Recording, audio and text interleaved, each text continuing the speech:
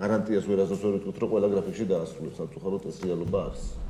ფინანსთა მინისტრის მოადგილე აღიარებს, რომ არავინ იცის, როდის გადაეცემათ დევნილებს კუთვნილი ბინები და არ არსებობს არც გარანტიები და არც კონკრეტული რიცხვი, როდის დასრულდება იმ ბინების მშენებლობა, რომელიც ჯერ კიდევ გასულ წელს უნდა ჩაბარებულიყო.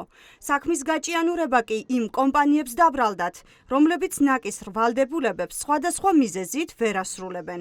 ამასობაში კი დევნილები უკვე წლებიათ თავშესაფარს ითხოვენ და ბევრი მათგანი გაუსაძლის პირობებში ნაქირავებ სახლებში ცხოვრობს. მაინც კონტრაქტორებზე დამოკიდებული გრაფიკის დარღვევა, რომელიც სხვადასხვა მიზეზების გამო შეიძლება მოხდეს ხოლმე, რომ გადავადება მოხდა შაშა წლის ბოლოს უნდა დამთავრებულიყო, ამიტომ ქონა დაახლოებით 10 მილიონამდე ეკონომია გასულ წელს გახსოვთ ამაზე ვისაუბრეთ. ხო, ქართული ოცნება ამბობს, რომ მაღალხარისხიანი ბინების აშენებას დრო სჭირდება. დრო სჭირდება დევნილებისთვის კომფორტული გარემოს შექმნასაც. თუმცა როგორია რეალობა, ამაზე დღეს გახარიას პარტიის წევრმა ისაუბრა. ჩამოყრილი ბათქაში და წყლით ავსებული სარდაფები.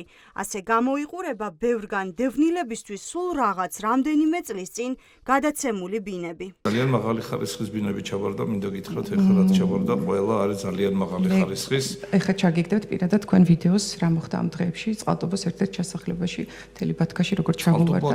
მე ვსაუბრობ ეხლა მეორე შემთხვევა თვალჭრელიძის ქუჩაზე ზაფხულში ჩაბარდა მზით კედელს აქვს ბზარები შემიძლია ეს ვიდეოც გაგიზიაროთ. ლალი აჭარაძე გაგრიდან დევნილია. ის ომიდან 3 თვის განმავლობაში გაგრის საავადმყოფოში მოხალისედ მუშაობდა და დაჭრილ ჯარისკაცებს ეხმარებოდა. ის საკუთარ ოჯახთან ერთად საქართველოში ცხოვრობს. საკუთარი ხელით გაარემონტა დანგრეული ბაღის შენობაც და ახალი ცხოვრება ნულიდან დაიწყო. თუმცა ამბობს, რომ დევნილების დიდი ნაწილი ამ დრომდე ელოდება თავშესაფარს და 45 ლარიანი ყოველდღიური დახმარება მათთვის არანაირ შეღავათს წარმოადგენს. სამჯერ სახურავი დამიხოდეს, ფასადი გამიკეთეს. სადაც მივსულ ვარ, ფული არასოდეს არ მეთხოვია, მაგრამ დახმარება ყოველთვის გაუწევიათ. ყველა ვეტერანს თუ დევნის, ვისაც აქვს ბაღები შემოღობილი, ვისაც აქვს წლებია, ბინები, მიწები აქვს, აგერა ვეტერანებს აქვს, ხო აქვს მახათაზე მიწები, ყველას უნდა მიეცეს საკუთრებაში. აი მის მოთხოვნილება მაქვს. ამაზე მოთხოვნილება მაქვს, იმიტომ მე 10 წელი რატომ არ უნდა დავთესო რა კიტრი 10 ლარის პომიდორი 15-18 ჩვენ როგორ უნდა ვიყიდოთ 45 ლარით? ზაურ კვირაია ოჩანჩირელი დევნილია. ომის შემდეგ ხერსონში ცოლთან ერთად წავიდა, მაგრამ იქ უკვე რუსეთ-უკრაინის ომი წამოეწია და საბოლოოდ ისევ საქართველოში დაბრუნება მოუწია.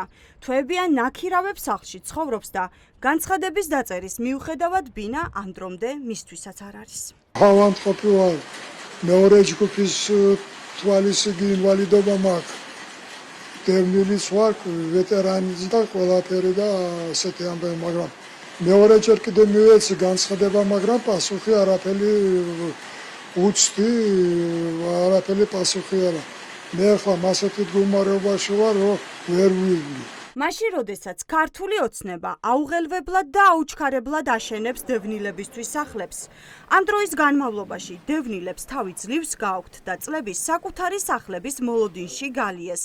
ყველას კარგად ახსოვს დევნილიც, რომელმაც ამდენ მოლოდინს ვერ გაუძლო და თავი დაიწვა.